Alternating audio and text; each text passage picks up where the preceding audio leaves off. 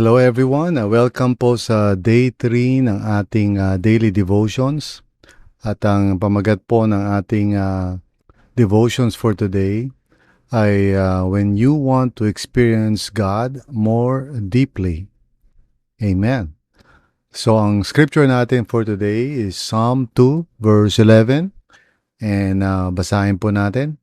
Serve the Lord with fear and rejoice with trembling. Serve the Lord with fear, and rejoice with trembling. So, tayo ay manalangin. Father, patawarin mo kami minsan, Lord God, we do not revere your presence, we do not revere your name. Minsan, we just take things bilang parang mga ordinary lamang. And forgive us for that. And today, Lord, i-restore mo sa puso namin yung awe and reverence for your presence in our midst. Magkaroon kami, Panginoon, muli ng expectation na, Lord, you would move. And when you do so, Lord God, nawa maging open ang aming mga puso to truly acknowledge your work. At nawa yun na maging desire nga namin, Lord God. Not what we can do by ourselves, but really through the manifestation of your presence sa aming kalagitnaan, may our hearts truly worship you, Lord God. Because that's what we want to see sa buhay namin, Lord God. Your presence and your power and purpose, Lord. So, maraming salamat, Panginoon. Speak to us once again through these devotions. This we pray in Jesus' name. Amen. So, yung binasa po natin sa Psalm 2 verse 11, serve the Lord with fear and rejoice with trembling. This captures the balance, of really joy, diba? Rejoice, and also reverence, fear and trembling. So ito mismo yung makikita natin sa Acts 2 verse 43. Nagkaroon sila ng fear o awe, This was their response because they saw the power of God being manifested sa kanilang buhay, sa kanilang kalagitnaan. And that's what they really long to see. They did not want parang simply kung ano yung kaya nila ma-accomplish by their own abilities. They were, open to the intervention of God's grace and presence sa kanilang kalagitnaan. They wanted to see the Lord's holiness and power, in their lives. And kapag nangyayari nga talaga to, then we truly witness and we truly see that, God is at work in our midst, transforming lives and truly bringing healing and grace sa buhay ng mga tao. This is the kind of life that the early church was experiencing on a regular basis. The Lord was truly among them and they would not settle for anything less. Sa panahon natin ngayon, minsan, kontento na tayo that the things are working out the way we want to, using our own abilities to make things happen.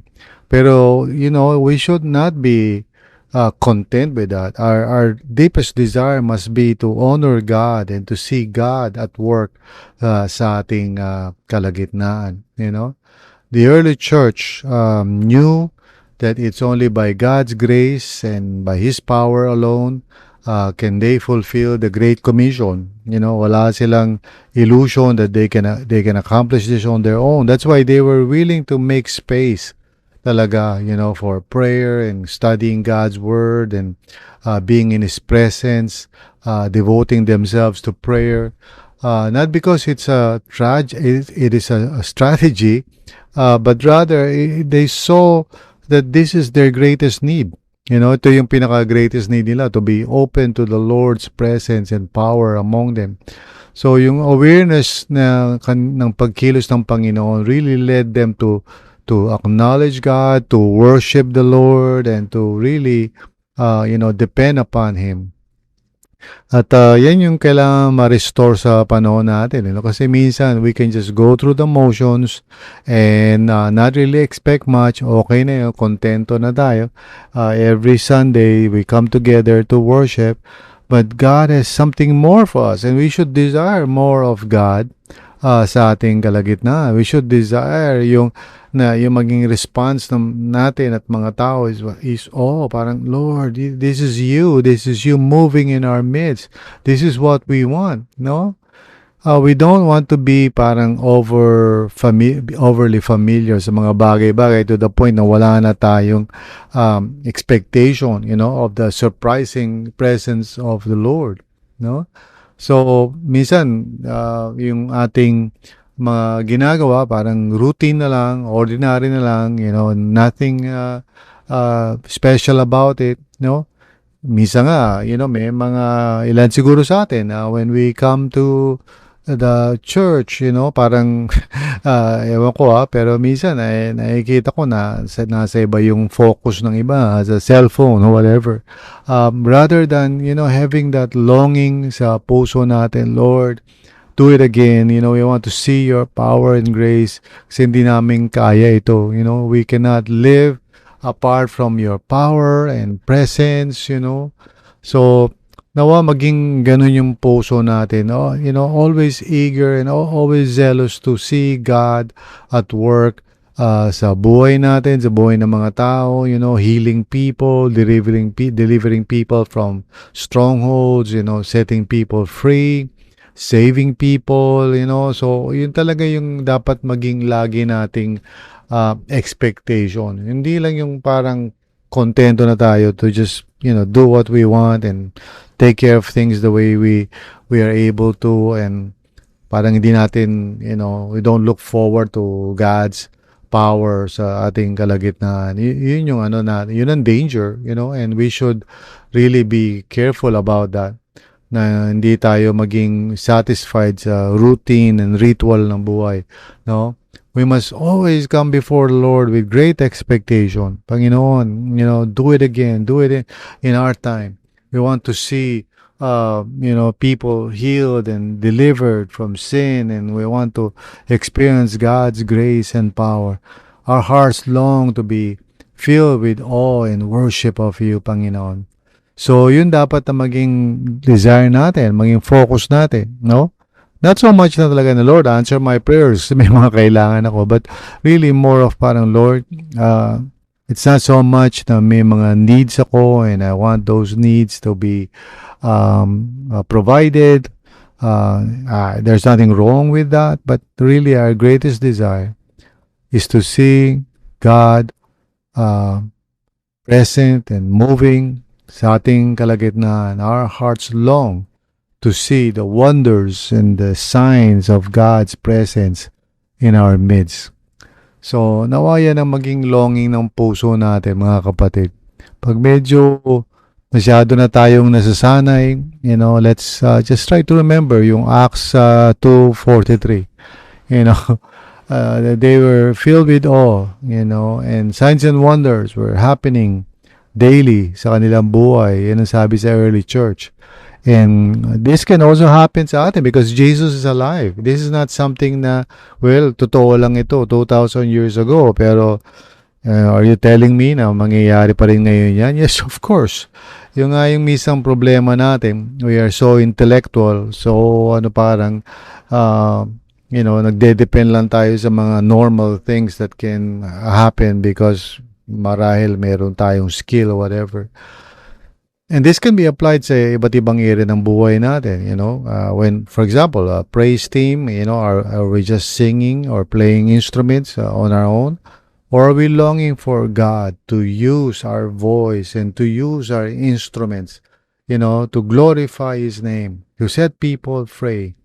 When I preach, I'll preach lang ba ako sa sarili ko, or am I asking the Lord, use me, use my voice, use, Lord God, everything, about me according to your will and purpose.